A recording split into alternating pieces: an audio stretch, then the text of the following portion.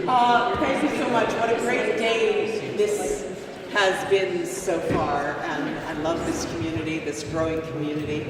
I know, just say hello to everybody, because these are all the actors you bring in who are amazing coaches. And you know these folks. I mean, they are CSA award-winning, casting directors, and they cast so many things. And you are the first line of defense with the actors who are being called in. You are being asked to help coach those self-tapes, right? And so you, as knowledgeable actors and knowledgeable acting coaches, I think today's opportunity is for us to find out what's happening in the industry, how is it changing, what's the flavor of the moment, how has it shifted from 4, 3, 5 years ago, what are you looking for, and what mistakes are we making as coaches working with our clients? How can we better help you, is what I'm interested in, and we'll get into some specifics.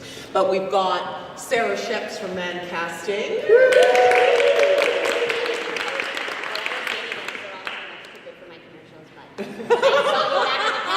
And I'm just going to turn to her, but was an actor and understands it and is one of the most joyous women when you do get called in. That'll take. You are an absolute amazing. And you know, commercials are down, but they're coming back.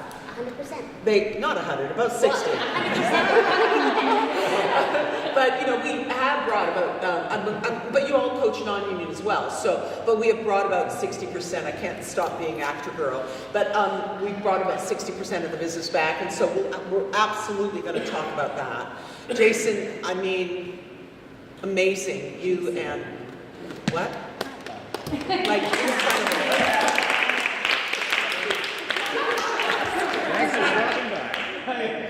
It's good. No, it's good. You won a CSA for transplant. I did twice. Twice! There you go. Won like 18. It's not a compliment. It was. It's not a compliment, but it could be. If it was, You know, film and TV, been around forever. You really know what you're doing. You're one of the kindest casting directors out there. I gotta say, really appreciate the honesty and the welcoming that you do of actors in your room. And I really, really appreciate you for that. And then these two amazing women who have had such a long career, Jenny and Sara. And there's still only 15 going on, yes. And, you know, have had some incredible success with a lot of Canadian projects, right? Some American as well. But I said this to you in an email, I really think that the success of your latest project has done more for Canadian film and TV than any government initiative in the last 20 years. Like, here. I personally have binged it 3 times, and I'm one of those women, yes, I have to keep watching it. You all know them, so I didn't want to read it all out. So there you go. So let me start with what we get asked to do, and the royal we. I basically coach a lot of accents, so you know, because I don't coach the scene stuff, but I do coach accents and voice work with actors a lot, and help them get ready for accents that they need to do for different projects. But let's start with that generalization. How do you feel the industry, the flavor of the industry has changed from what it used to be? And there are different modes, right? Different feels, like even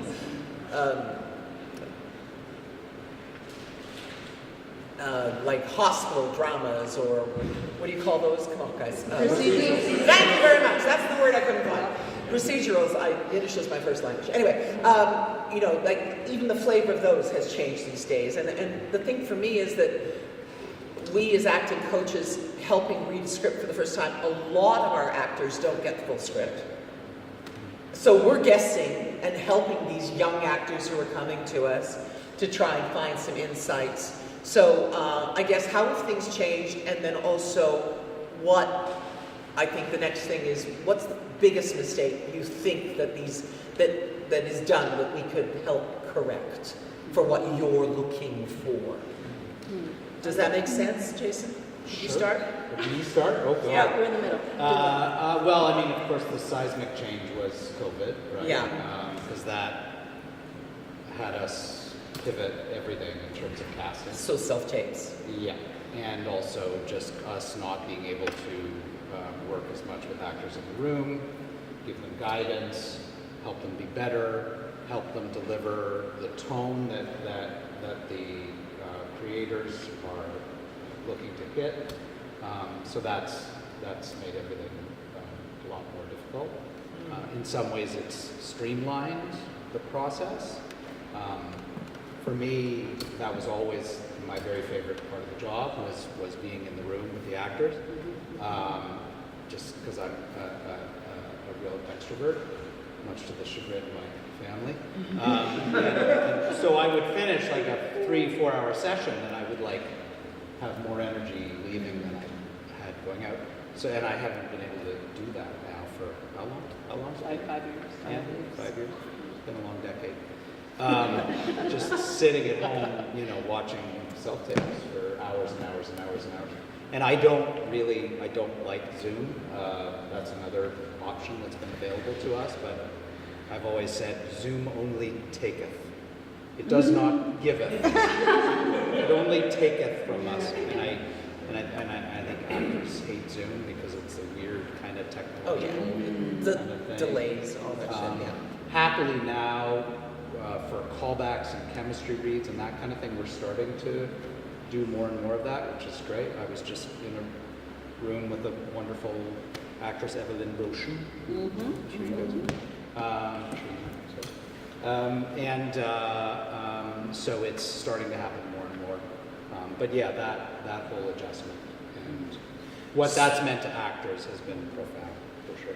So the first hit is the self-tape before you get that possibility to come back. Yeah, I mean, there was self-tapes before. Yeah. Like if we were putting together a session, we would kind of like very, try to design the session in a certain way. It was like us sort of painting with our colors. And then somebody would regret because they were, out of town or they were shooting or whatever. And then, okay, yes, let's have them self-tape.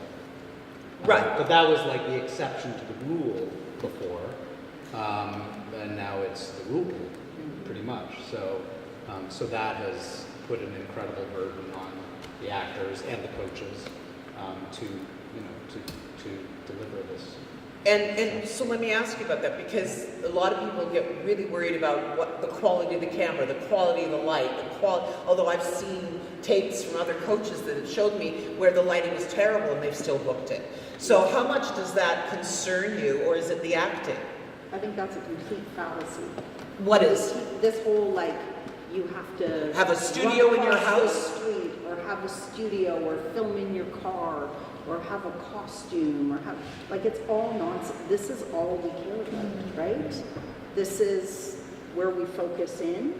We're hoping to see it in the eyes, so I think that, especially in this world where everything is a box, everything's right up, and that's really what we look at. So I'm on some committees with ACTRA where ACTRA just keeps coming at us saying everybody they're getting in trouble, they might hurt themselves running across the street filming. I'm like, you guys really need to do some work on the misinformation. No one asked for There's videos on the internet saying you have to level up your auditions. I'm like, well then why don't you do some campaigns for your membership talking about how none of that is necessary? I don't think, although Sarah, you can speak to commercials because I Yes, have we'll do that heard that they need more stuff. But No. interesting. So for us, no, and certainly as coaches, that's an important message to convey to the actors, that we don't need any of that mess. We just need to connect with you here and see the truth of what you're bringing. So if you have to kiss somebody in a self-tape, for example, if you have to murder somebody in a self-tape, you don't have to act it out. No, but you never did even in the room with us. You didn't have to act that out. And in fact, you usually try and pick the side so that you're not doing that to an actor. Unless it's literally, unless the scene is somebody stabbed, that's the role. You're stabbing somebody, then yes, we would have had to ask them. So how can we help actors? What do you suggest? Because we've seen those breakdowns and the scenes have got 10 different beats, which include running across the street, stabbing somebody, kissing somebody, all of that. So it's just Just go back to what you would have done in the room. It's the same thing. If you were in the audition room, you wouldn't be running across the street and bringing in your kitchen knife. None of that would happen. So same. Yeah, Okay. and focus on what's going on, the emotional stakes Yeah. of this. Yeah. For sure. Correct. Don't worry about the action, the stuff, the other big strenuous stuff. And it's just distracting. It just takes away. I would say when people do all of that, those are the tapes you don't bother putting forward. And in fact, there are, especially you say it too on the American stuff, they think it's great and fun.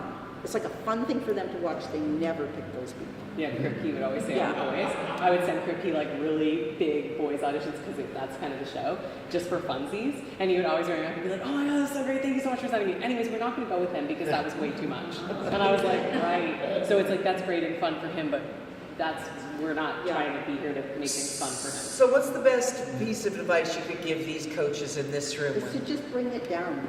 I mean, if you were an actor before, remember what it was like in the room. And even with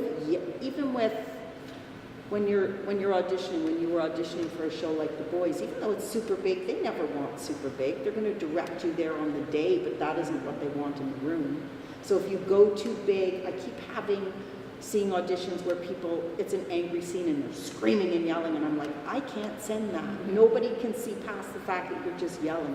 I need to see acting choices. So just bring it down. Yeah, and the tricky thing is often the writers put stuff in the description. You're right. And are telling the actors how to play the scene. So throw it out. Yeah, because that's also not the director. That's the whoever wrote copywriter or script. somebody, right? That doesn't mean that's Yeah. how they're going to direct I it. remember I was doing I was in an audition with the late great David Fox, and he said, "Oh yeah, I always scratch out the Rileys." And I said, "The Rileys?" And he said, "Yeah, when a writer Sadly. said he says Riley." So I always scratch out all that shit so that I can decide how I want to say the line. That's right. I don't want to, sobbing hysterically. Well, no, maybe on the day I don't, I'm not. Who could bust that back? The sobbing, the mess. The other thing that is my worst pet peeve is if somebody's supposed to be running or something before, and then the actor's panting for the first. I'm like, I am literally not suffering through that.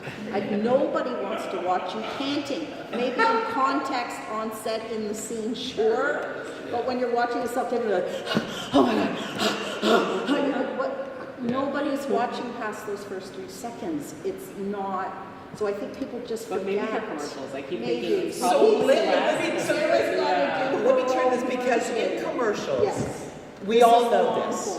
Yeah. You get volumes of directions, right? Then we need you to open the door and open the fridge and smile, Riley, and eat the tangerine after you peeled it, and then look to your mother, and all these friggin' directions. And I don't know. Seriously, what's wrong with that? I try to be helpful. I was talking, tell me if I'm wrong, I was talking to some young actors in the show I'm in. Please come see it, 2 performances left. Tomorrow night, Sunday. There are rush seats. Anyway.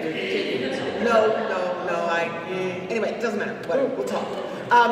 So what and they go, oh, I have to do all this stuff, and there's all this stuff, and I have to have all these props. Why are you doing that? Why are you driving yourself crazy? It's not. It's exactly the same as what they're saying. It's a slice of life. We're looking for real. We're looking for natural. We're hiring them to be the actor.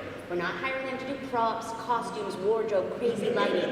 We need to see them. We need to hear them. We need to see that they make choices. For me, a great way to be deleted, especially for new people, is if we ask for the scene 2 different ways. When it's non-union, sometimes we're very specific, one like this, one like this. Sometimes we just say, please, give us a little bit of variety. If it looks like they filmed it once and uploaded it the same thing 3 times, deleted, I know that, what. And what's funny about commercials, and my son once said it to me, he's like, commercials are crazy. Like, you shoot the same thing all day, for 8 hours, for 15 seconds. You go to like a TV and film set, you shoot it once, they turn it around, you move on. I'm like, you're right. But the commercial, it's for the director, the ad agency, and McDonald's. And his wife in this. Right, so we do need to see that you can roll with it because you get a lot of direction and you're doing nothing to do that nothing 3 different ways. But the tapes that work for us, and I can only speak for man casting, is the truthful actors, the real actors, the people who book your series are the same people, when I'm lucky enough to have enough money to pay them, book our commercials. So it's the same thing, truthful, real. We don't want to see you selling a product. It's not different. It's the same thing. It's good acting. That's what we want. That's what they Unless want. it's a Trivago ad.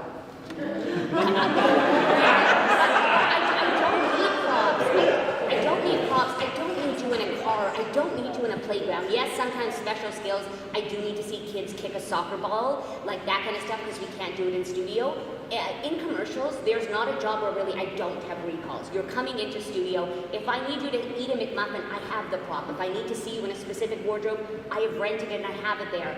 I just need your self-tapes to prove that you're a fabulous actor. Come in the studio, we'll make it make sense. But it's exactly what they're looking for is what we're looking for.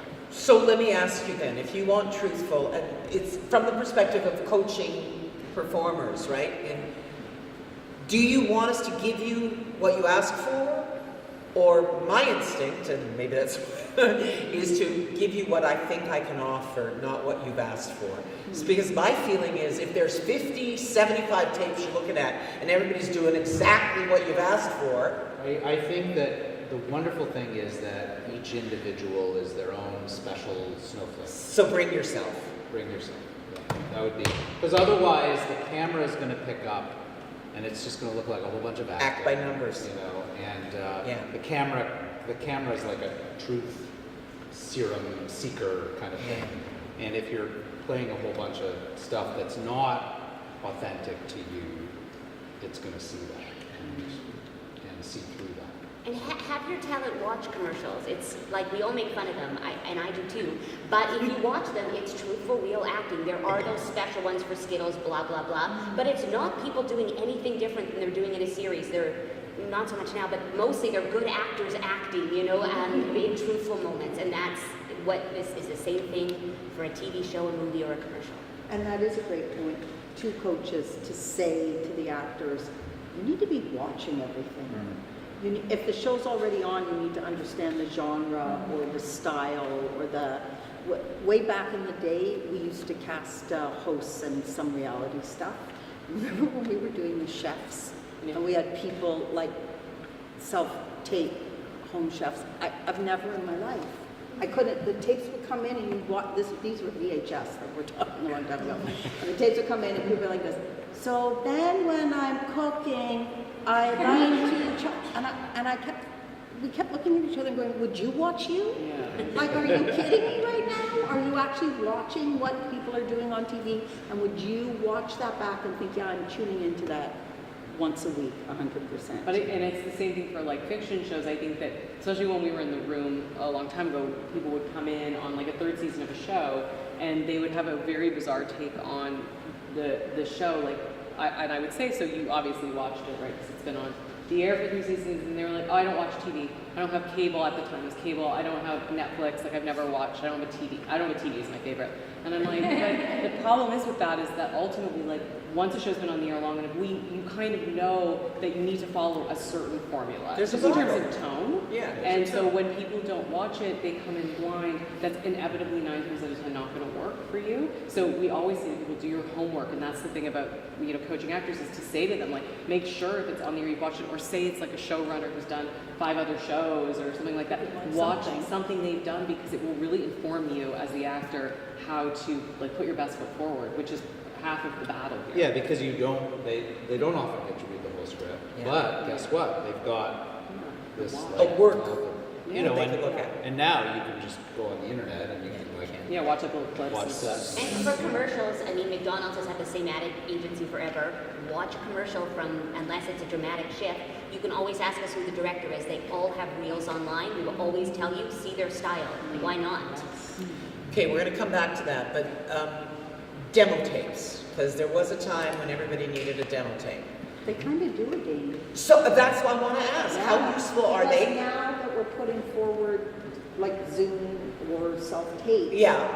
they're never in the room with anybody. So the teams want to see demo tape, just to give themselves a sense of who this actor could be. I got so not pissed, but I was slightly annoyed at this actor who I was trying to get a role for in this movie that I'm casting, and his hot credit was Heated Rivalry.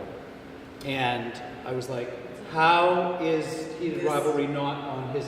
Oh, yeah, no, he's just been really busy, and he's been moving, and da-da-da-da. I'm like, no. It's got to be the first thing on your demo if, you know, like, so that's just the current, how a current demo. Oh, wow, So they've been on the hottest show on the planet. Wow. We need to follow up because some of the coaches help people make demos. Yeah. And there was the days where demos didn't count unless they were real film projects. How about new actors that you're coaching that you want to put a scene on, something to show?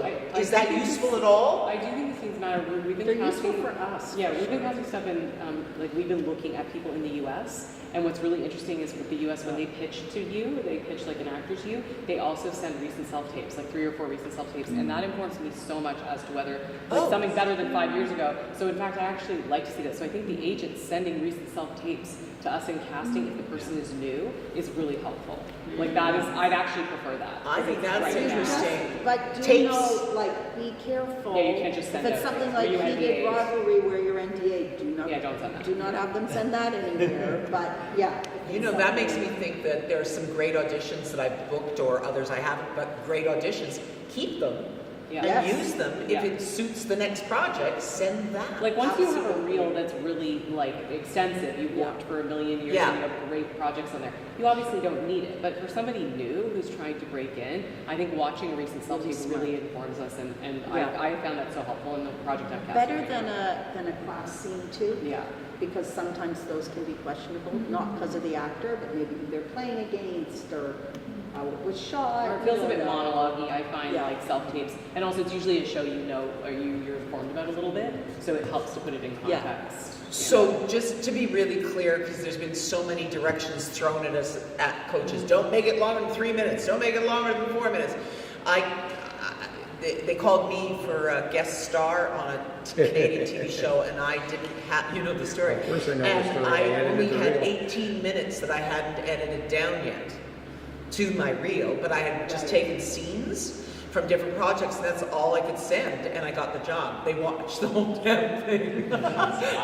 So what is it this time? I know they did. I don't think But there's a, you know, I I don't, mean, I don't even... it doesn't is there a matter. rule? No, Let it be good? who cares? Maybe back in the day when it was a literal And you had to, like, physical press play thing and and you pause. had to fast, but now you're just clicking can click along through the it. bar Yeah. and it doesn't matter anymore.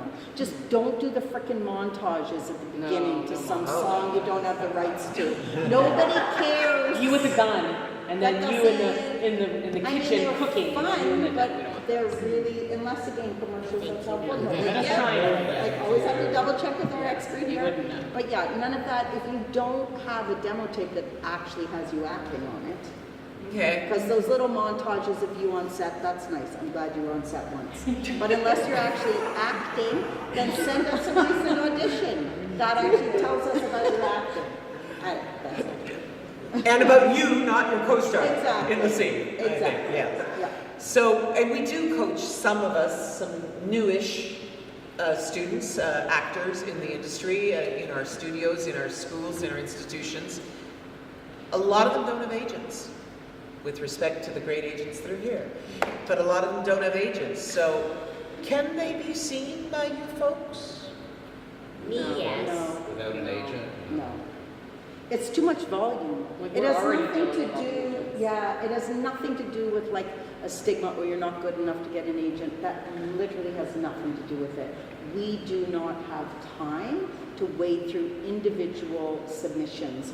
It's enough on the platforms we all use where you get 500, 1,400 submissions on a one-line part. We've got to go through all those. We don't have time to track all the emails and be like, oh. The only time that's ever going to mean anything, I'm sure probably this happens with you too, is like when people, you're a producer or something says like, can you find me somebody who's not, Okay. like, you know, representative in the industry, and then we may do like an open call, or we may put it on our social media. I know you guys do that too, Yeah. right? Yeah. So where we're looking for somebody, and then those people might not be represented, so then we are accepting But it's a from plan. submissions from them, but we're not accepting it in the stream of what we're doing. on Yeah, the and in day-to-day. casting, sometimes we get into that situation where we're doing a search for something very specific, either ethnically very specific Or a skill. For example, we did a Disney movie, and the Disney movie was all about kids with disabilities.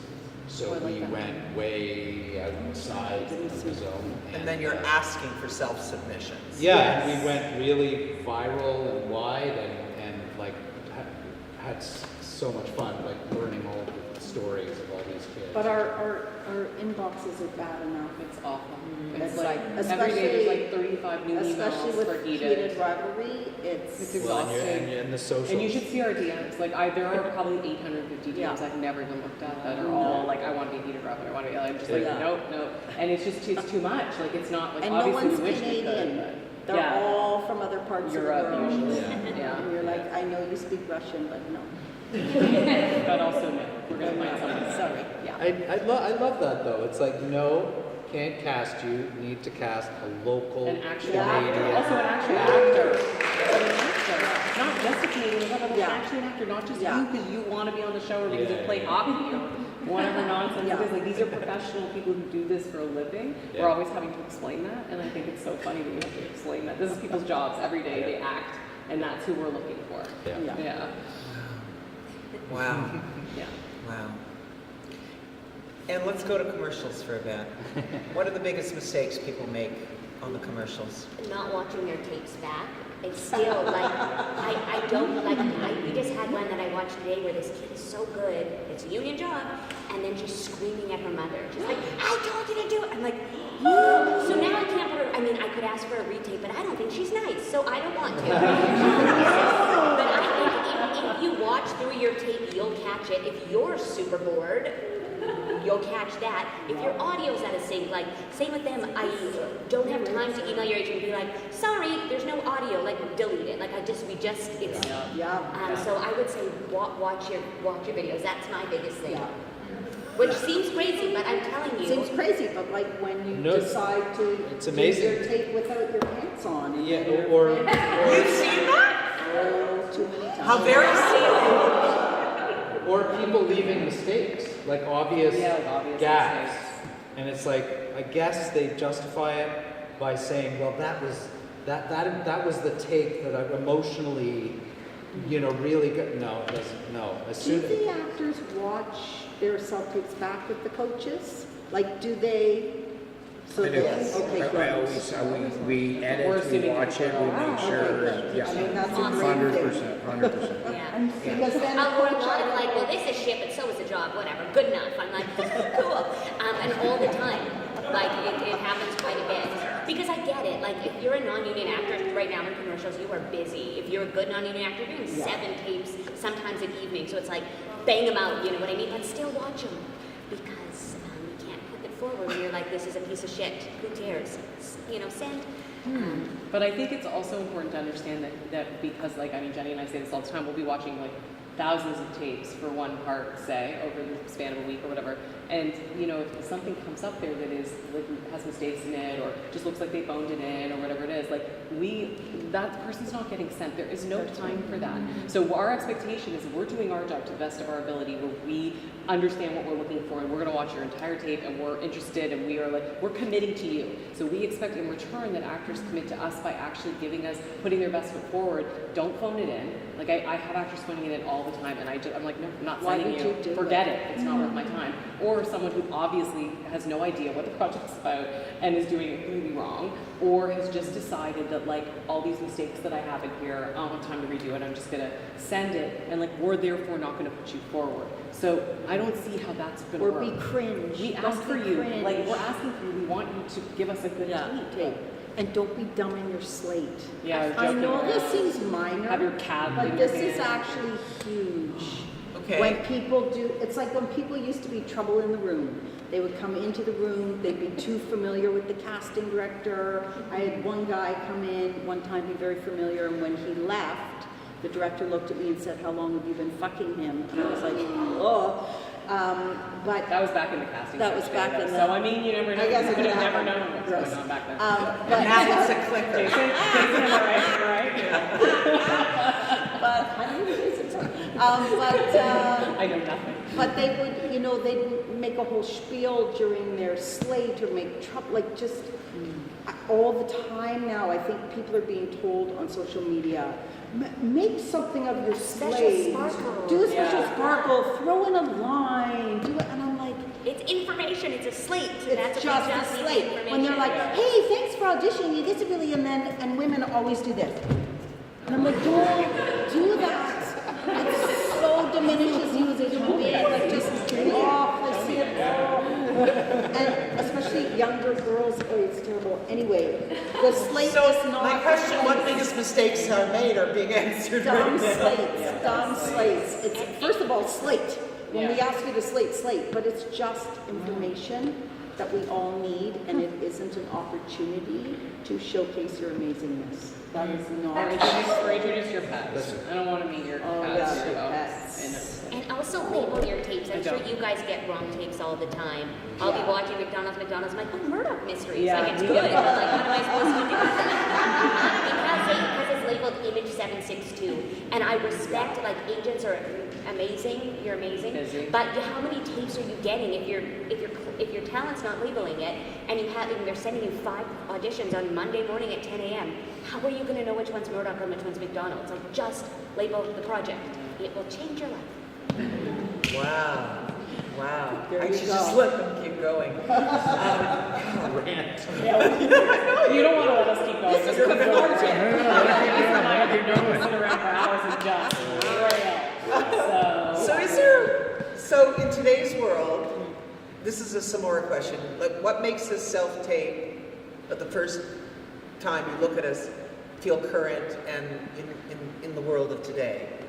I think it's kind of what we've been saying. Yeah, It's like- it's the It's honesty. the understanding of the intimacy. project and the understanding of the industry in Toronto, which is really important. If you're auditioning for something here, you need to know what's happening here and what people are casting and what shows people are making and the context of the show and the background and the breakdown you can read. I mean, there's so many things we're looking to see that you have educated yourself on the project that you're submitting to us. And when you're casting for Canadian versus American, can you help with any advice that we could help kids with about the differences, young actors who are approaching that work? I don't know about you guys, but I feel like American stuff, they like a little more slick and polished. Sometimes the takes are, it's okay for the takes to kind of be like perfect. And Canadian shows, and especially films, I find the sort of messier or more interesting the take, the better for a Canadian filmmaker or showrunner. I do find that. Interesting. I don't know if you find that. Well, and then the accent thing. Yeah, don't sound Canadian. The or accent American. thing. Yeah, Don't sound like me. Yeah, sound American. Like if you're auditioning for something American. Yeah, obviously. like make sure, even in your slip. But also don't, I mean, it depends. I know on Letterkenny that was always an issue, that people would do Letterkenny accent, Yeah. and that guaranteed that you were not getting the part. Or getting sense, maybe. Jared sounds Letterkenny, nobody else says Letterkenny. So people sort of grew into it after being around it long enough, but there was a note on every audition request saying, do not imitate this But yet people did it, right? accent. And they would Anyways. do it all the time, and I think there is a tendency on, and I wonder with something like The Trades, which sits in a similar world, if there is an accent note on that. Because if they want it, they'll ask you for it, they just want you to sound like you. And when people put on an accent, I mean, any fake accent, if not done right. But it's is confusing to me, I'm gonna say, But because there's you a think note. about an Idris Elba, or you think about these great Australian actors who you don't know that they're from somewhere. In the early days, when they were auditioning, they pretended and they just put it on, and they didn't want you to think they were putting on an accent, they just did it. Yeah. You know, so if you're good with But accents, most of us in Toronto don't sound like we're from Leamington. Yeah, we just or- sound like city, proper.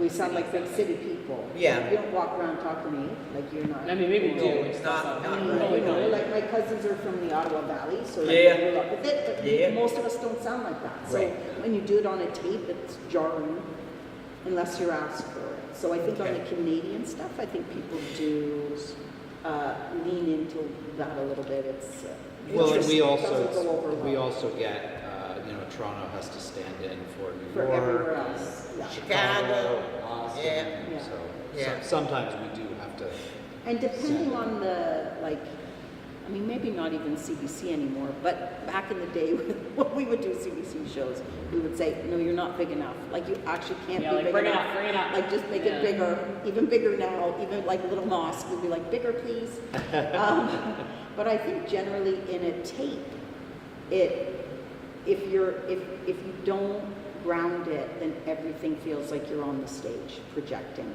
because it's so close, we're so intimate, Yeah. that if you don't sort of, make it all real, no matter what genre, no matter what network, no matter, it doesn't Yeah, like play that well. I do a medical drama for some reason a lot. I don't know. It's an evergreen. It's one of those things that's evergreen. And like when people get really fixated in their tapes about the symptoms of whatever they're dealing with, and it's like, no, you can't. Don't play that sick, because then you don't get the dialogue, because they're so wrapped up in, oh, I'm dying. Yeah. Yes. It's like being the out of breath thing. Yeah. And I don't mean to brag, I do cast one TV show. It's not a great one. It's called Mayday. We I don't mean to brag. I do have one TV show in What, my season life. what? Season Season what? 27. It's been renewed to season 1. But I will say with that, people get so. It's like 767 fuck, like who the fuck cares? Like people spend, and it's quick and dirty, and people spend so long. They're like, I'm trying to get it perfect. Who cares? Like, it's not a memorization contest. Say whatever numbers you want on the day, of course. Please learn your lines. And that one for accents, and it's very accented. Like, our last episode was a German-Austrian flight crash. We always get everyone to do one in their natural dialect and one if they're comfortable. And I would say 50-50. Sometimes we get enough talent that it's like this one, success. But I'm doing a Pakistani crash next episode. And I bet you we'll go with natural accents. Like, it just depends. We try, but it doesn't always work. So that's all I have to say about that. But the point of that was, for me, probably for medical too, if it's not perfect in the audition, all the medical words, really they're just trying to cast a good actor, not a real pilot. So you'll learn your lines. So, having the script? I have yes. Legally, you have to be able to hold a script. Like, yes, of course, if people want to hold a script, nobody's saying no on an actor job. You do you, and we have it all on a teleprompter for us for Mayday, because it's so wordy at recalls. Well, that's for the actors. For the actors, because it's so fast. Yeah. And it's so 7, 7, and 7, 8. Nothing makes sense. There's nothing that was a real sentence. I remember I helped the actor Jerry O'Connell once with a self-tape, and he knew his stuff cold, and he came in and he said, just give me some sheets of white paper.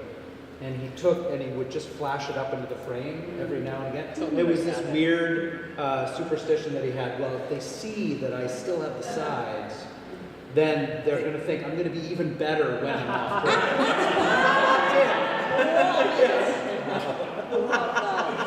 Wow. Well, it brings me to a point, just because I'm so old, but there was a time when we used to get feedback from you all folk. Mm-hmm. And now I guess the feedback, we don't get a lot at all. And the feedback our actors get is from us, right? As we're helping But them if they're film. bringing you in over and over, like if Jason's bringing you in and you don't book it, but then you get another audition for him, you're obviously not doing a shitty job. You have to take that as your feedback. Like, obviously you like that actor. Obviously, if you guys are bringing the same actor, even for the same project, you didn't book this role for this role for this role. That's what you have to take as you're doing a great job, because you don't have time to call them and be like, great take, we put you forward, but sorry. So that's, I think, kind of all you guys can give at this point, is like, if you're being brought in by the same casting director over and over, then obviously you're doing great, I think. Yeah, That's what I tell my husband anyways. I'm like, you're doing great. Well, I just wondered, because you said earlier, you're also seeing some Americans coming across your desk, submissions, etc. How about the other way around? I mean, are you guys helping cast stuff? How much access? I mean, that's the biggest complaint we hear here, right? Is that Americans are coming up, we're auditioning, and we really don't have a chance. Because they precast. I don't think that's true on most things. I think that to go in and get an audition and to think that is not really a very productive way to live your life or do your career in acting. I think that a lot of the times we'll audition. I mean, Jenny and I now somehow, for some reason, have to, like, we cast in the U.S. now. So when we cast a show, if it's American or Canadian, we are looking in the U.S. as well. So we are simultaneously doing that at the same time. But a lot of the times we'll cast an American series and we will put out leads, and we will get those leads from Canada. So if those people all passed on the audition because they thought, oh, well, you know, Americans are taking our jobs or whatever, then yeah, Americans are taking your job because you didn't audition. So I just don't think it's productive, and yes, a lot of the time Americans are cast in shows. There are some casting directors who will, I mean, none of us, but who will audition actors when a part is already cast out of the US. That is 100% happening. So that they can prove to actor that they have done that. We do not do that. We are legitimately auditioning people that are up for the parts. And so, yes, maybe the chances aren't as big because there are Americans potentially coming in on the show, but it doesn't mean it's not going to happen. And I think to not put your best foot forward just seems so counterproductive. I don't understand it. So that's just my harsh opinion about it, because I do feel like people are like, it's all going to Americans and I'm not going to bother. I'm like, okay, don't.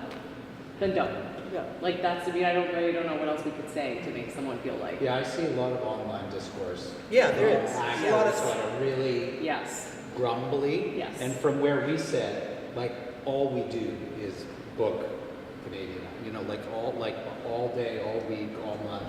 You know, like, you know, for example, Doc. On Doc, very cast-heavy show. Because of the way the show is budgeted, they can only bring in 1 or 2 guest stars per episode, and then everybody else has to be local. So it's like, no, we need to cast all of these parts locally. So it's like, it's a lot of work. Let's open it up, folks. Oh, yeah. You guys got questions for these great, open, and honest folks? I mean, Alicia, and then Sarah's choice. Jenny? So you said you don't want to take with a bunch of mistakes. Can you define what a mistake is? Just if somebody flubs a line and doesn't correct it, you would be amazed. I know, yeah. But that happens all the time. Can you repeat that? She just said what constitutes a mistake on a tape, and it's like literally somebody flubs a line and doesn't correct it, chooses to leave that tape Or on. decides that they have like a better knowledge of how the script should go and they rewrite it and Yeah. then send us a tape with like half of the lines that the writer wrote and half of their own lines. Don't let anyone do that, because writers are very precious about their words, more precious than you might think. And when you do that, it's just, we can't send it because I'm like, oh, they're going to freak out if they see this tape, so we don't send it. Yeah, that happens a lot too. So that's like, I guess that's a mistake. Yeah. So if it's a singular line flub, Yeah. just say the line again. Redo the tape. The entire thing. Redo the whole tape. For the Well, one it's line. all- or just once you flub the line, just go, yeah, let's go again. Let's you know, just don't send The flubbed bad, tape. the flubbed tape. Yeah. It's just amazing, because that's one of the good things about COVID casting model, is that the actors don't have to deal with the in-room nerves, and they have absolute control over what they are sending to freaks like us, right?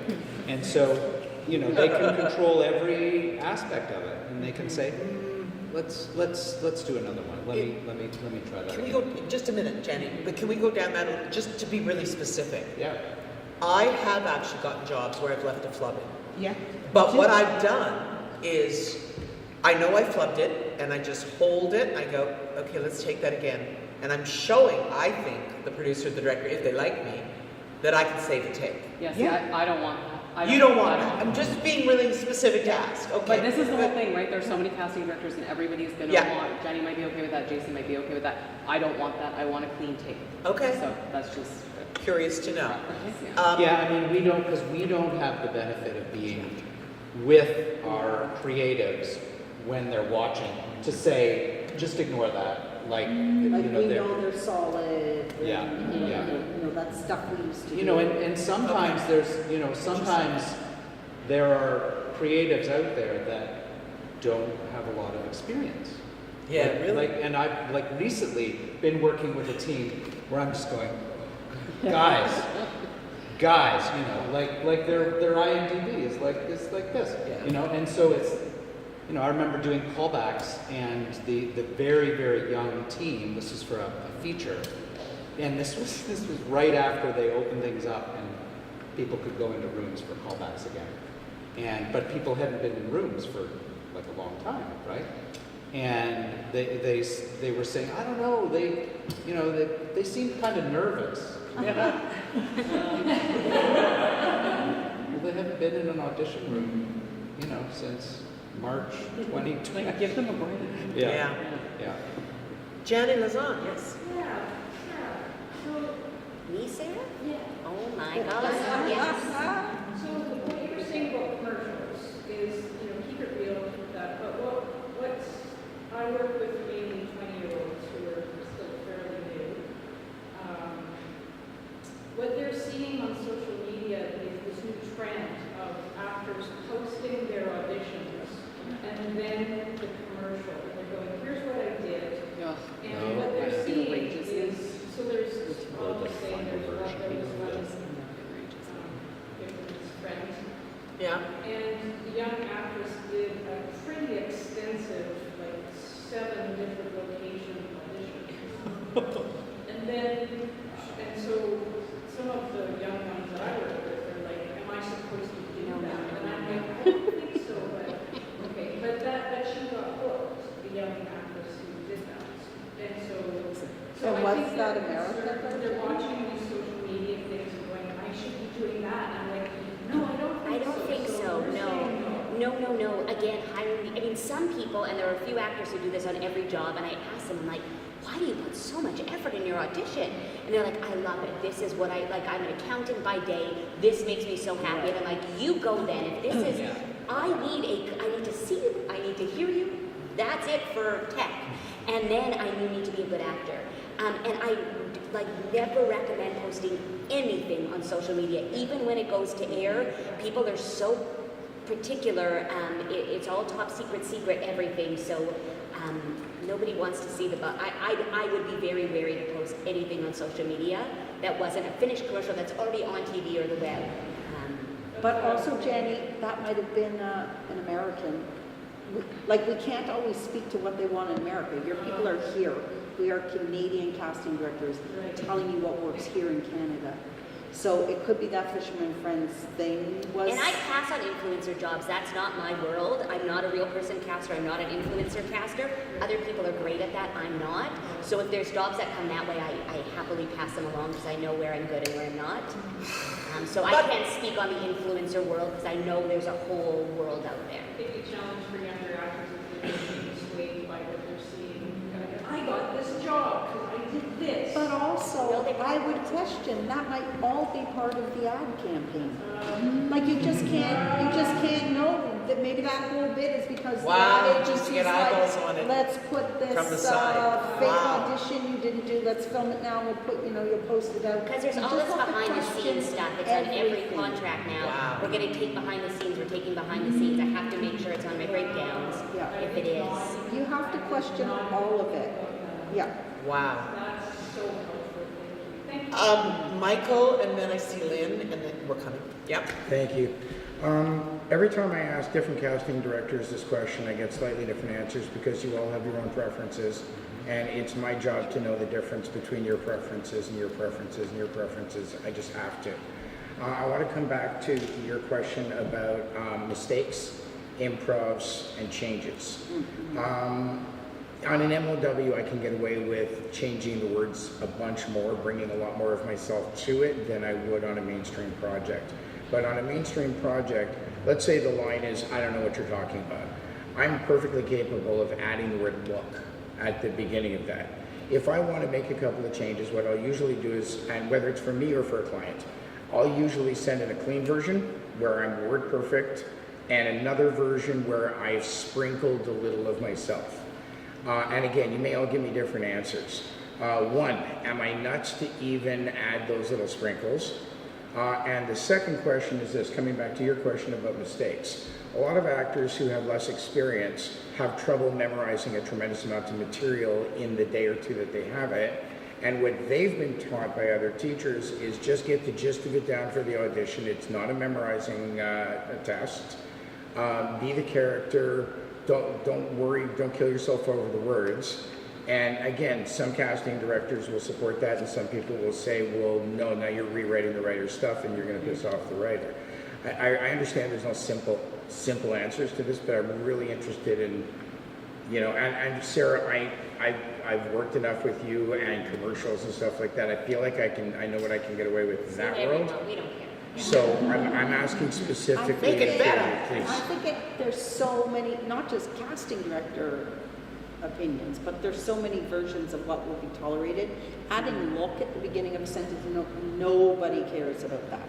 That's not the kind of the improv that happens where you rewrite whole sentences, or you put the button on the end where you do some, you know, supposed improv line or something that you've added in at the end, but then you send 2 takes and you do the exact same improv at the end.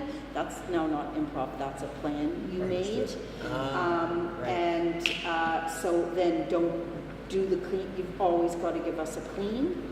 And then if you want to do an improv, but little word here or there, no. I don't think anybody cares I about also, that. yeah, I mean, I am fine with like words here and there. I definitely don't want to take up an improv unless I've asked for it. Yeah. I don't have time to watch another take. I want to watch the takes of the things that I know that I'm going to send. So unless we're doing a show that has improv, like on what we do in the show. Hello. I should have all mixed up my head. Man Seeking Woman. That was a thing for them. They wanted you to do 1 take like exactly as it was written, and then 1 take completely improv. So that was on our breakdown, and then we would get those, and we would always send both takes. So if we ask for it, The performers are being given permission. Yes, 100%. exactly. But asked. otherwise, Yeah. no, because it's not really being asked for, and there's just an extra tape that we're watching for what reason, though. Yeah. Yeah, and I think also what you said is interesting, like it's a lot of material, so maybe they can't memorize all of that. Then I don't trust you on the day. Yeah, I don't want that. I'm not putting you forward because, and that is the biggest piece for me that we have lost by not being in person, Yeah, you can't is tell. we don't know, like that was the human resources part of our job. And I will still have producers say, so how are they? What do you think of them? I don't know. know. Never met them. I've only ever Are they under watched the age their of 40? tapes. Never met them. I'm like, I have no idea. How tall I are they? don't have that piece anymore, so I can't reassure the team. That was a messy take, but it must have been a bad day for them. I've auditioned them a million times. I know they can handle it. So if I you're think- too all over the place in a self-tape, you have the ability to redo it. I think the safest bet is to be as close to the text as you can be. I remember once I was in a callback and the actor was up there, and after they finished each scene, they would kind of like comically vamp their way after, and then the next scene, and then they vamp the next scene, sort of vamp, joke, jam, and the director. He went, oh, I get it. And he said, listen, you're a funny, I get you're a funny actor, but at a certain point, I want to see if this works. Yeah. I wrote this. Unfortunately, in this case, he was the writer as well as the director, and he wanted to see if his words worked. And also for us who are watching tapes, when we're watching through the takes, we're looking at certain corners that the actors take and how they take those corners and how they, Yes. you know, And if you're changing it all up, we don't yeah, see you if you're not hitting, navigate the moment we Yeah. need you to navigate. yeah, if you're not hitting the beats, that the way that the scene has been laid out, then it's like apples and oranges. You know, it's hard for us to see who's. That's pretty clear. Thank you so much. That's very helpful. Okay, I think I saw Lynn and then, Yeah, I think my question was somewhat answered by that answer, so thank you. But I work a lot with kids, and so I kind of straddle the line a little bit with getting my performer to be relaxed on themselves, but also needing a clean take. And then you have parents as well. Godspeed. I've had parents Godspeed. who are so bored with the line, and they're like literally pointing, and so there's a lot of anxiety from the parents, but also from the kid to be perfect. And so I guess my question to you is, I really push for one clean take, but do you give a little bit more leeway to a child performer to do something more creative, let's say in the slate, so they can see more who they really are? Because I'll have kids tape for me, and I'll make That's not you at all. That's you reciting the words. Where can I get you to the point in this time we have together, so that you can put yourself out there for casting to see who you really Yeah, like. it's funny when we're auditioning kids, very often we'll have them, I mean, it depends a little bit on the age, but we'll have them do like an extended slate.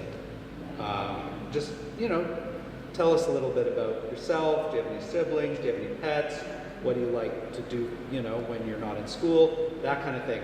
And so often it's like, no, I want that version, not the one that when they started speaking the lines, they became like a totally different humans, So it's how do you marry the naturalness of that beautiful spirit of the kid who's just talking about their three-legged dog or whatever, but take that and put that into the scene, like the personality of the kid. So. But I do think there's more leeway with kids. Like as you were saying it, I was like, if the kid was, I wouldn't care. Yeah, it'd be cute. It'd be cute. Yeah, so let the kid do a little bit of something in It there. would be in your fine. slate. Yeah. And then sometimes I say, okay, let's go back to the scene again now that we're Right, because you Yeah. relax them. And that's exactly the kind of thing we used to do in the room when we Right. got to be in the room with them. Do you think we'll ever come back to the room? Nope. There you go. That's the answer. I mean, for callbacks and chemistry reads, Yeah. yes. But for It's money and time. and also the machines of these productions, the big ones that have been going on forever. You have one of those Murdoch Mysteries, or how many seasons? They're 350? 20th season. Those kind of shows, they can just cast from tape or do a Zoom callback with someone. I don't think that you really even need to do it for those shows, but chemistry. But with anyone, once a budget line is gone, who's they're putting not it putting back money in? back in for the They got studios. to write that off. They're thrilled. We should have. I remember an actor gave me shit at an agent party that I went to because it must be nice, Knight. You're pocketing all that extra money. We've had it said to us too. We're like, Oh what? my What money, God, pray yeah. tell? And I What was money like, are you talking about? are Please give me We're like, that. that's Kidding okay. You guys are working harder and longer hours. We're not getting paid for that. And frankly, we see way more people. Yeah. Those are just some members of AACE. That wasn't AACE. But this was an experienced actor. This was. Yeah, they're usually kind of the worst. Yeah. This was, Yeah. somebody who should have known better. No, that's not how it works. But you know what? No, it did back in the day. So and Yeah. this is actually where it came from. There were a couple of casting directors who would take the studio budget. fee or whatever, Yeah. and they would take that money, and then use their own studio or whatever happened. But they would take that money. So that perception, just like the casting director, that perception has continued. Right. So there was a little bit of that way back, Wow. but not anymore. All right, we're gonna. Yes. What? Zoom question. Oh, there's a question. So why don't we take that and then we'll come to you? Okay. Is it somebody on Zoom Yes, that's yes. asking? Really? Yeah, you're saying hi to the world. Boy, I didn't even realize that got to Yes. ignoring you. Sorry. We should have slated. Please slate your name and your. We were actually going to keep you I'm waiting. an Aquarian. Father of two. What's the question, Lucas? I'll read the question before since I'm here. So this is for somebody who has an agent but has never been seen by casting. So how do they get through the volume? How do they get seen? How do they, because obviously there's so many actors now, how do they get their first sort of look-see by casting when they haven't? I mean, I always give the same advice to actors when I do workshops, this sort of thing where if you have an agent who's a legitimate agent in Toronto, say, for example, and you say to that agent, I really want to be seen by Stephanie Gorin and Jason Knight and Lisa Barrison because I like the projects they work on. And that agent says to you, well, of course, yes, I can make that happen. I have those relationships. And then it doesn't happen, then that is maybe a sign that that agent might not have the connections that they said they had. So it's on the actor to kind of say, here are the things I really want to audition for, whether it's the casting director or the project, or these are the things I'm really passionate about. Go to the agent and say that, and then have the agent work their magic and get you an audition. Because for Jenny and I, a lot of the time, like we'll say yes to, especially kind of newer agents or people where we've seen their people and people have been good, and then we're like, well, okay, actually, yeah, well, someone who has no resume or whatever, we'll give them a shot. So we won't, like, it's not closed door for us at all. We'll give them a shot, but I think it's the actor's job to make sure that they are giving all that information to their agent to say, like, this is where I really need you to work for me and get me And if it really seen. doesn't happen, then maybe that's not the agent for Well, you. maybe the agent isn't the agent they think they are. Yeah, like they're saying they're connected to all these people, but they're not. For them. And Yeah. go, And go just through also- the assistants. Like when I worked for Yes. Stephanie, I got invited to she got invited, sorry, I got invited to nothing. I got invited to every film festival, every show, everything. Fringe Festival, everything. She was legitimately too busy to go. I was like 21 and was like, a free show. I went to see everything, and I'd come back and be like, this person was amazing, this person, and then she would bring them in. So I think it's always good to go through, everyone has assistants who are, and if you're doing something, somebody from Man Casting, somebody will come see you and talk to us about how wonderful you are, if you are wonderful. Wonderful. Well, I mean, I think that we're trying. I mean, one good thing about this way of casting now is that we can open up the doors wider. And so, if somebody does feel passionate, they want to read for a casting director that they haven't met before, don't reach out to them directly because there's too many actors. It has to be through this handshake of the casting director agent relationship. But the agent can reach out and say, can I send you, the hard thing is we get a lot of unsolicited stuff, and there needs to be that kind of handshake of like, yes, I'm happy to look at, I don't know this person. For us, it's very exciting to discover new talent, and it's great when that happens, and then you get a casting director who's like really actively trying to find something for you, because it's like my wife saw this kid on a commercial, and she's like, you should bring in that kid, Samuel Israelov. Yeah. Oh, yeah. Okay, so she's like, you should bring in that kid, and I was like, who is that? And then I was going through my submissions, and I went, honey, I think that's that kid that you pointed out in the commercial. And then I brought him in, and he booked the very first job that I brought him. She knows your wife is And rubbed off on her. then the next one. Because I kept bringing him back, and it's like I didn't know this, but it's so cool because there's so many actors out there. No, we had this. Oh, you Laura and was then? No, ahead. no, I understand. No. It's right here and then John. I had a question about what you were saying about American tapes being slicker and Canadians not. And I'm just curious what you mean by slicker. Like, I what think does it's that- just like more polished. I think that the Americans, in my experience, and I think maybe more for procedurals, which we don't do, so you could speak to that, but they like things that feel like it's kind of coming off the page in the way that they envisioned it, which in their minds, like, you kind of have to hit all the beats, and it should feel like not the perfect package, it doesn't need to be like the perfect audition, but fairly close to that.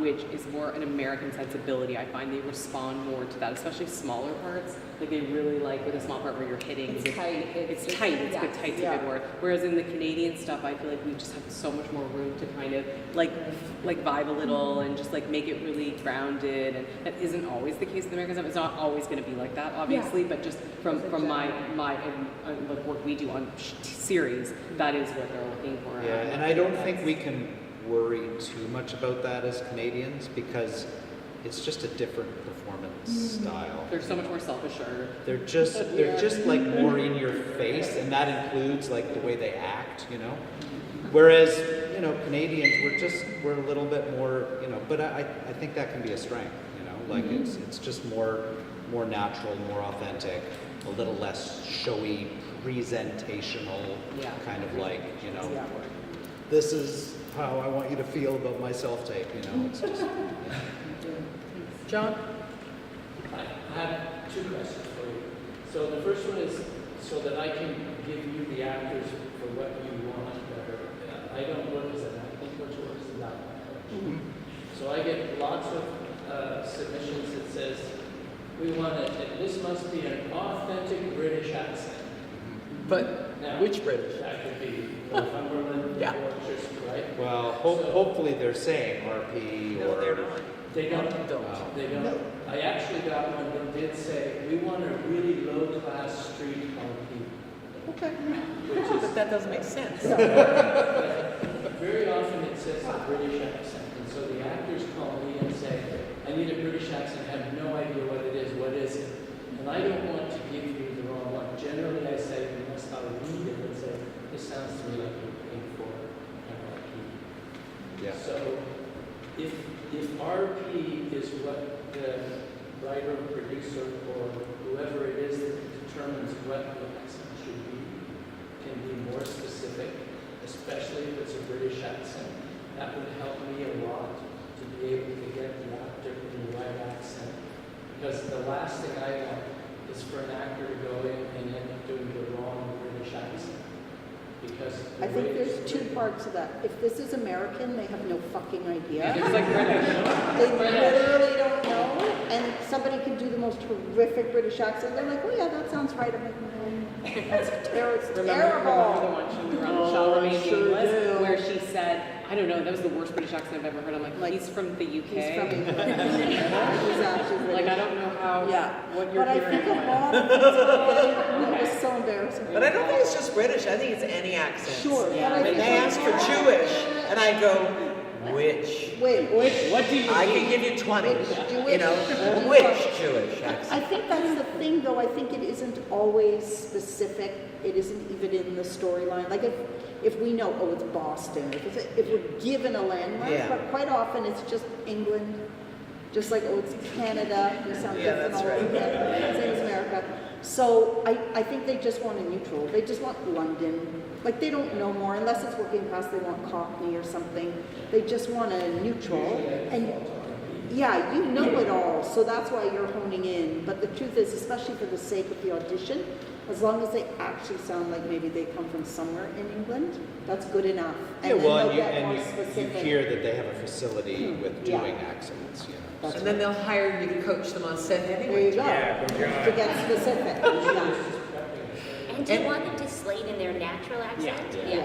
Yeah, Oh, so then interesting. Because then you're like, wait a I second. did I've done it wrong. have Wait a whole, second. remember I literally, Yeah. what was his accent? Was Yeah. it so It was- fake? Oh, I can't remember now. it was- British? It was, I think it was British. How do you know guy- what she's talking about? She knows. We've been 'cause partners it for was- 25 years. I can literally tell you what she's thinking But right the now. actor came in and spoke to us in the room in a British accent. It was British. Spoke to us in a British accent, did the whole audition in a British accent.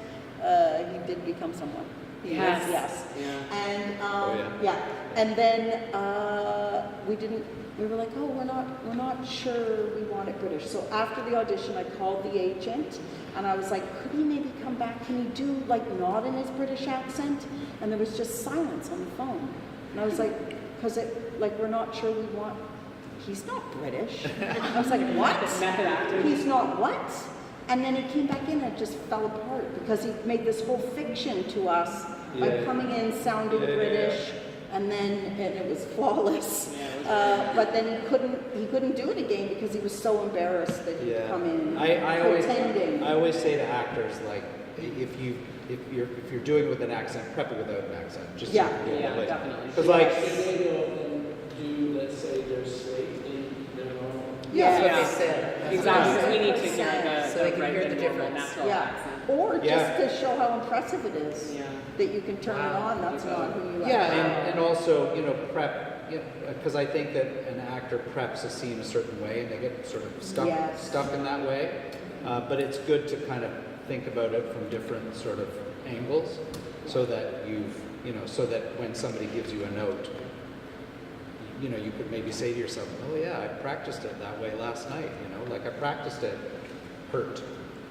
I practiced it angry. I always try to do it from several different angles so Yeah. that you don't get hooked in. So you're prepared. Yeah. Yes. Driving it. and- Not locked in, yeah. But I've had the same experience where I've asked an actor's prepped it with an accent, and I've said, okay, can you do it without the accent? And they can't. And it's like, you grew up in Scarborough. Like what's But it's so memorized. yeah, it's so Or they important. lose all their choices. Any other questions? There's one right there. Oh, I see you back there too. So let's go, I remember seeing, let's go there and there. Okay? Thanks. Stand up, yeah. Hi, Kelly. PTSD maybe. Just yesterday, and he loved two of his tapes, and they were different, but I didn't really think different enough. Yep. And he wanted to submit an alternate tape. Now, I encouraged him not to, and I chose the tape that I liked the best. But we really wanted to show that he could sort of do both, and I said, I felt that if you're going to do an alternate tape, that's even, first question is, how do you like them? Do you like them? And secondly, if you do it, should it be really different? I mean, Obviously, it could be a totally other I think we like all Yes. takes as long as it's not like way exactly what you're saying. Like as Yeah. long as it's not like a Because true then departure. we can trust your choices. I like an alt on one scene. Like if I have like a 3 scenes or 2 scenes, I like an alt on one scene, and then I just want one take of another scene because obviously it's a lot for us to watch. A lot of people will send alt takes or like 2 alt takes for every scene, and you'll end up like with 8 takes for somebody, and you're like, oh good lord. And so yes, but I think it does have to feel different, but it can't feel like you're in a completely different show because then what's the point of it? Because we're not going to send it. Yeah, like. Thanks, that's great. Right here, yes. So I have a question about actor who has accent, like naturally, whose English is their second language. Do you think there's a room for them to be casted as long as their acting is authentic? Yeah, I absolutely. think it's tricky. It is. It can. I mean, Not from us, we don't care, yeah. but from the teams. In terms of flexibility to play a wide range of roles, it can be hard, you know. You know, there's an actress who, you know, has a very thick German accent. Yes. And it's like, how do I, okay, I like it's Like where does she fit? If it doesn't make sense for the role. Yeah. I find the one accent that America will not tolerate is French Canadian. Oh God, yeah. Their ear, like they They can't. won't like you put forward anybody with a French Canadian accent, they're like, oh no, no thank you. They're like, what? They want to know what it is. They're like, what? They don't- Where? they What is this? can't- What region is this from? We're Yeah, like, they Quebec. don't. They really don't like it. That's the one thing So I guess can never- Newfoundland's out too, eh? No, that's charming. Newfoundland That's charming. It sounds kind of like small town. I don't get it, but just from experience, it's the one that they won't. Parisian French, sure. Fine, yeah, that's French Yes. Canadian accent, Yes. no. Yes. Yeah. I mean, ultimately, I think that all actors should work on, All the things. yeah. They should work on being able to take it Have a off. toolbox of different. Yeah. Let's send them to Mayday because I'll have a plane crash for them.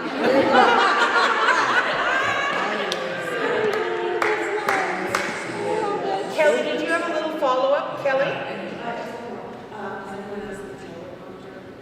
We asked about it earlier.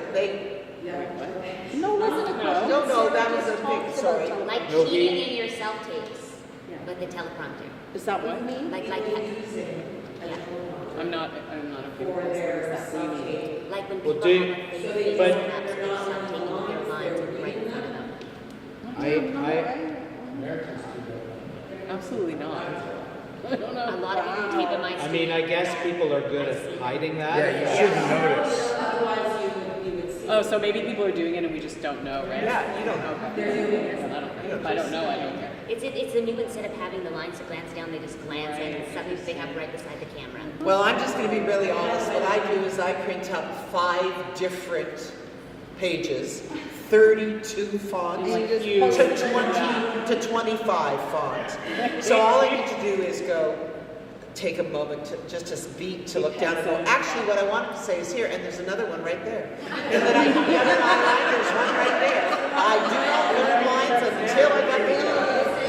And that's why I love the self-tape. Well, you know, like on The West Wing, Martin Sheen used to tape sides to all of his No, just in our auditions, not. Yeah, like taped to their face. It's a quick, Did I miss anybody there? We're going to second speakers, so Alex and then Michael.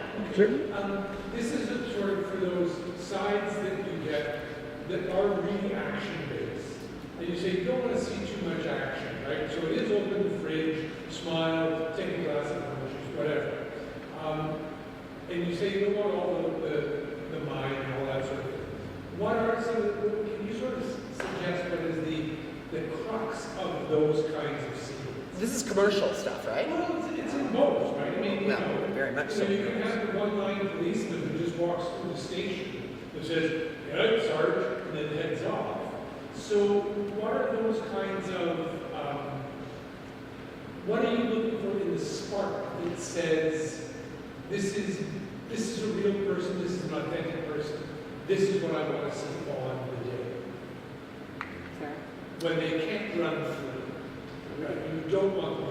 I mean, we get it. Like, the best I can say is do your best. Don't do all the business. Do what you need to get across your good acting. If you need to hold a cup of orange juice, hold it. You don't have to. The one thing I'll say is, because I do a lot of food commercials, never bite air. Always bite something. And never free. But for me, it's always eat food. But don't spend money. Like, don't tell them to run to McDonald's at recalls. I will spend $762 and have cheeseburgers for everyone.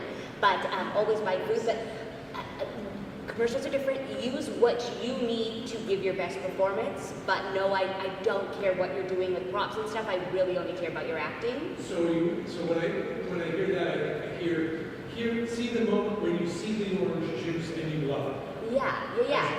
So that's what you're zooming in on, as opposed to opening the door. I assume you can open it. Like, I assume you can do it. I know you And I have some directors who at recalls will make me bring a fridge into our stupid studio, and I will see you open it. So for self-tapes, it's really just like what you need so I can see you and hear you and see your acting. And if you're in a question, should I do more or less? Less.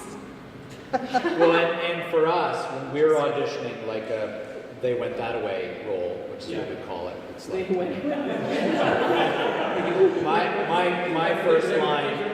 my first line as an actor permittee was in the Golden Will, the Silken Lauman story, and my one line was, "They're at it again." And, oh my God! And like, oh no, I had every at it again, you know, like every.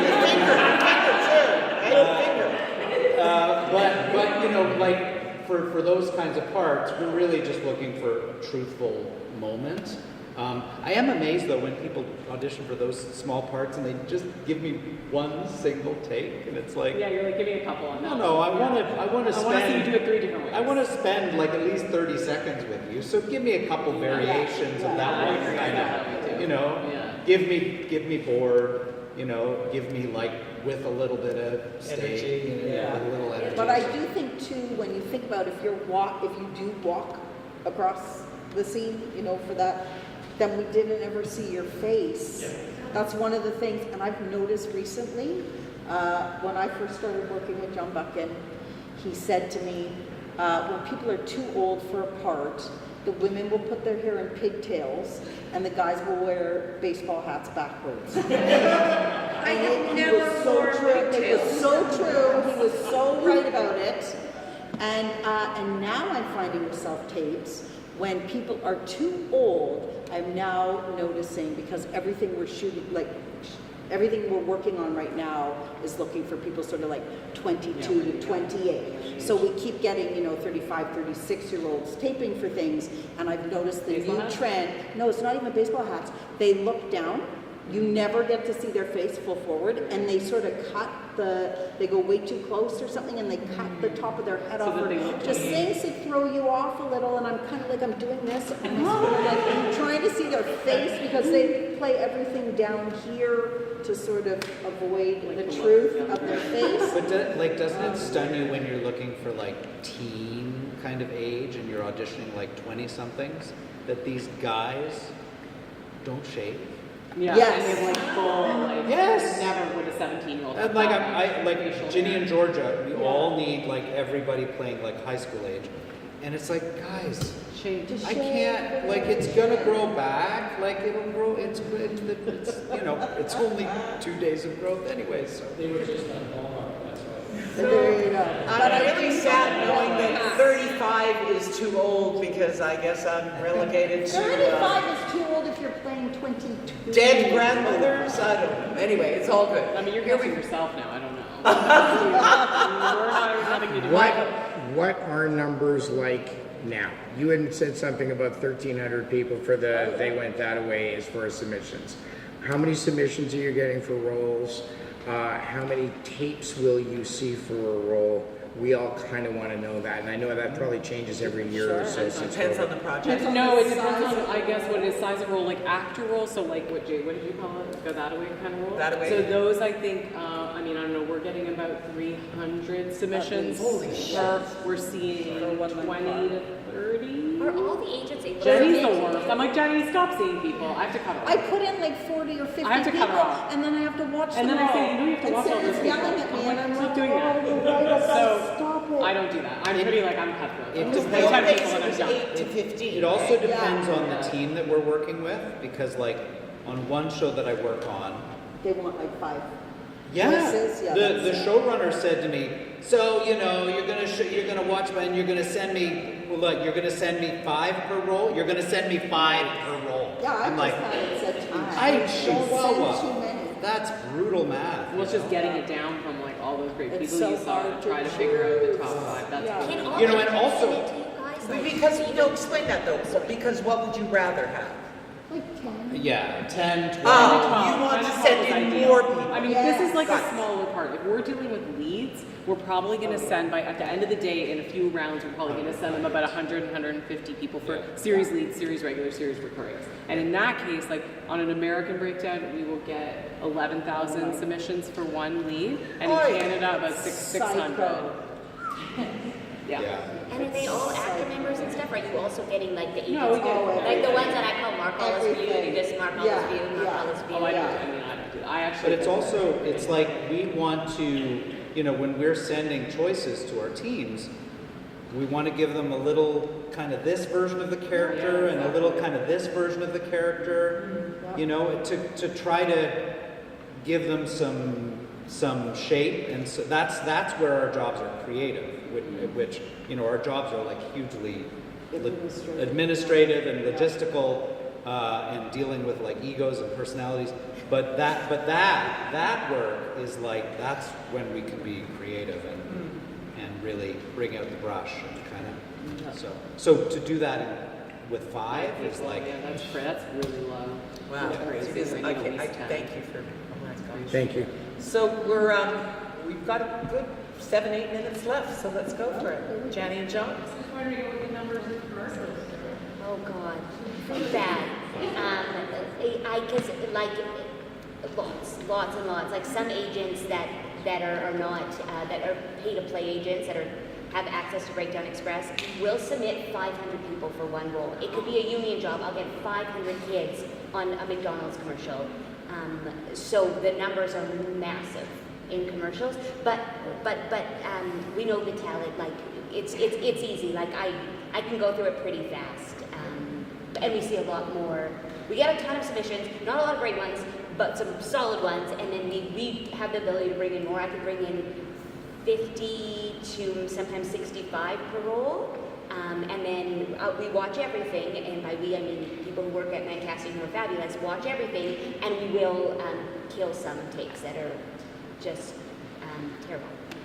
Yeah. If they're getting callbacks, then I think one of the things, especially on the company, Yeah. they're like, I'm a failure, like, you know, and so. No, this is what I always tell people who will say that to me. If you're being brought in by the same casting director over and over, you're doing a good job. We're watching your take, and we love people and we're good people, but we don't have time to be like, let's give them another chance. If you're brought in, we think you could book it. Of the hundreds and hundreds of people who've been submitted, that's great. Being brought in by the same casting director over and over, wow, like that's amazing. Getting a pin in you, a not allowed to say it, a hold or whatever. Like now you're on the podium of the Olympics. Unfortunately, I went with a black dad, so it's a black child. Like you're the silver medalist. Like that's pretty great. So you kind of have to celebrate the small wins, and nobody calls you and says like, "Sorry, you didn't get the job," you know. Like so you have to take those things. And the long format casting directors, if you're being brought in, I mean, you just heard they bring in very few people because they have to bring in very few people. Like that's a big deal. You should celebrate. Like that is winning. You're doing something right. Finding the language for these young folks. I know. To encourage them to keep going.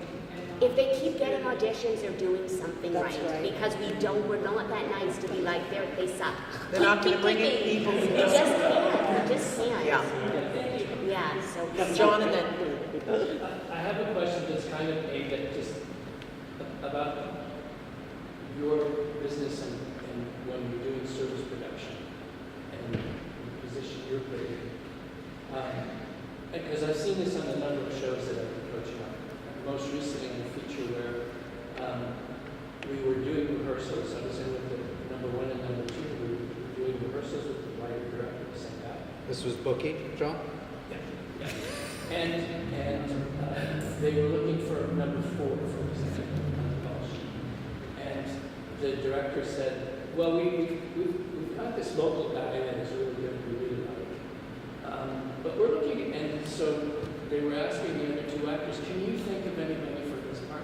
And they were literally calling their agents in England and London and LA, and throwing all these like A-list actors, like Kelsey Grammer, level actors. Yeah. And either the actor would say, I really like the part, but I don't want to get killed.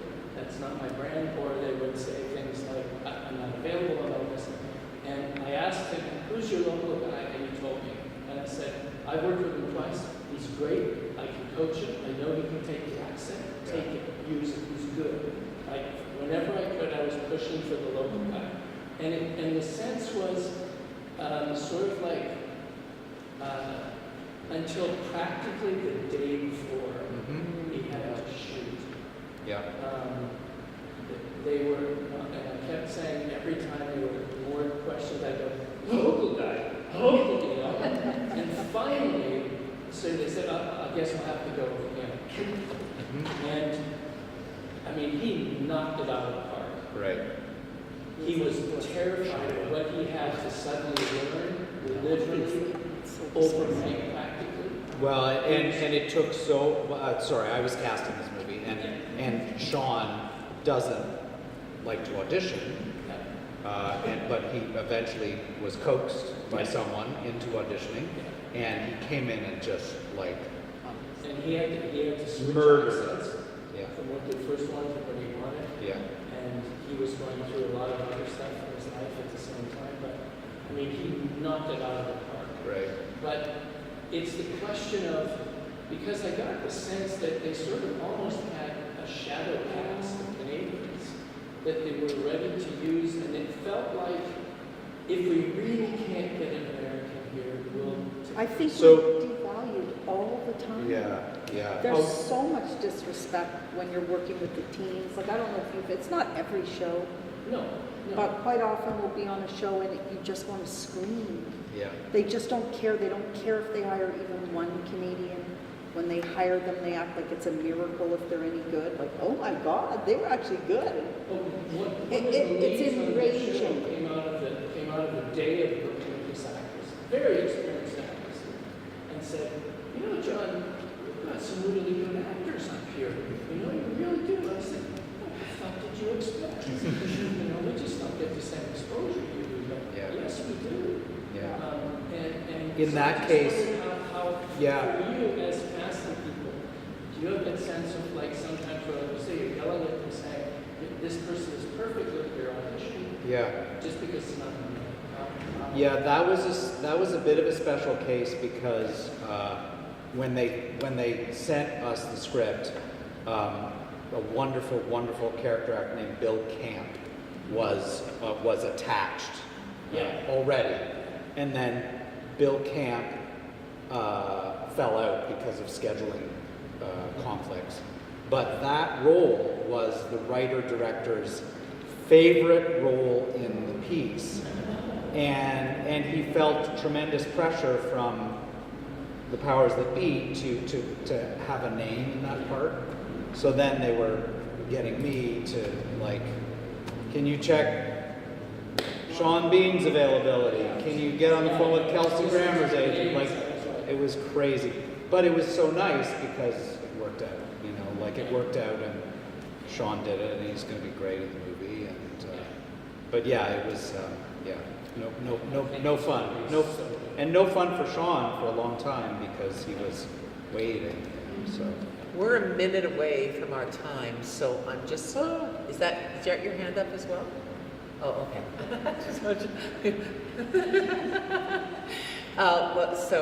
Let's take this one and, yeah. Mine actually is a very flattering one to the question just asked. It's about your opinion of where Canadian content, whether or not it's going to augment as we move forward, or whether or not it's going to narrow. So I kind of wanted to ask that question and see what your thoughts are. I mean, it has been feeling like we just recently got 2 CBC shows. Yeah, they're both CBC Yeah, shows.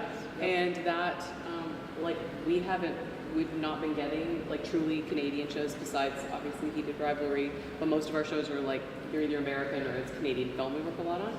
And so it's starting to feel like maybe there's something else, like it's maybe taking a turn because a lot of the, like, even at the ballot fronts and the Amazon up fronts and stuff, there were a ton of new Canadian content shows. Jenny just did 2 for Chariot? Yeah. Right? Yeah. So there is definitely more stuff than I would say like even a year ago. But I do think they're like the British model. They're short. They're 6 to 8 it's like episodes. not a lot of. It's not like Brilliant Minds. It was what 22. I'm like, who does 22 or your episodes doc where you in get a 22. season It's anymore? nice to be huge. So there is more Canadian, but it's Smaller. Yeah, Smaller. it's small, which is what is affordable. Casting the same shit for a year. No, It's I know, like, that's true. like we, Okay. you know, like, oh It's god. a lifetime basis. No, it's. I like but I mean, you know, Schitt's Creek had this like international breakout moment, and now Heated Rivalry. It's like, where did this show come? You know, and it's like, But yeah. it really it will helps change us. things. It helps us hear It so will much as change Canadians things, to right? be able to realize that you can actually Yeah. cast a show 90% Canadian and it will be incredibly popular all over the world. And So not stars and unknowns. it doesn't and need to be Yeah. stars. Go. Yeah. I promise you, we'll keep casting some unknowns. I thank you for your honesty. Thank you for conviction. Thank you for telling us.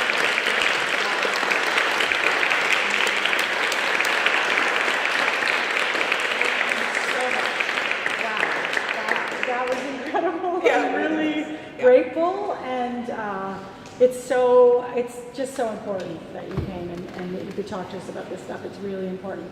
We have a couple of thank yous to say before we send you out for drinks and pizza. I think I'll come over here.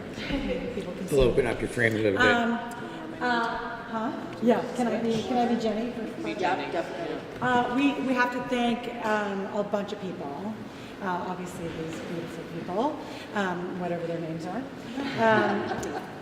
We have to thank all the volunteers and all the workshop leaders and all the panelists for incredibly generous and learning and amazing time that they've spent with us. So thank you to all of them.